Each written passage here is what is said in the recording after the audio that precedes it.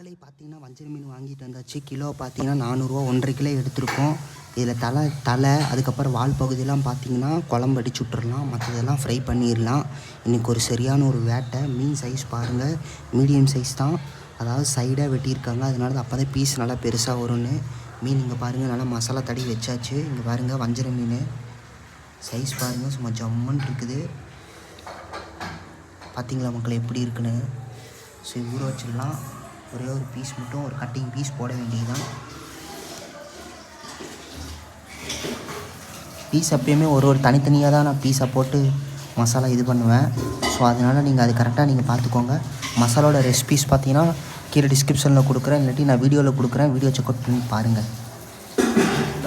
Cut பண்ணி மக்களே, வஞ்சர மீன் கிலோ பார்த்தீங்கன்னா 400 1.5 கிலோ எடுத்தது. வாங்க ஃப்ரை பண்ணிடலாம். பெரிய பீஸு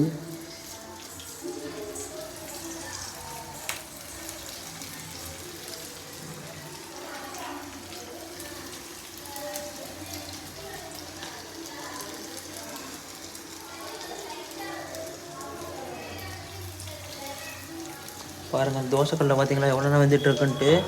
2 3 6 வெந்துட்டுருக்கு. ஒன்று வந்து பெருசு, ஒன்று பார்த்தாவே தெரியுது ஒன்று பெருசுன்ட்டு. எண்ணெய் பார்த்தீங்கன்னா நல்லா முக்கிற அளவுக்கு வச்சுக்கலாம். எண்ணெய் ரொம்ப எண்ணெய் வச்சுக்கூடாது,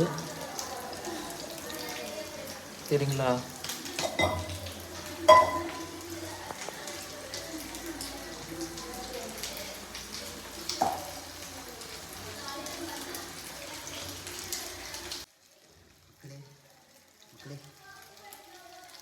மக்களே, வஞ்சர மீன் JP chicken masala, mutton masala, Maggi masala, அதுக்கப்புறம் கரம் மசாலா எல்லாம் போட்டு துவையல் மாதிரி பண்ணி மசாலாலாம் நல்லா இது பண்ணி போட்டு விட்டாச்சு.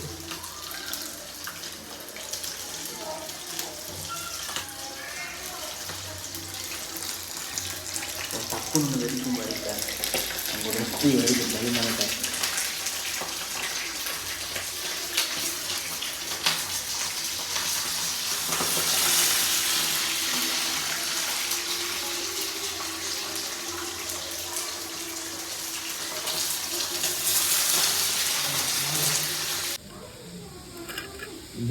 இதுதான் பிக்சர் வஜ்ர மீன்.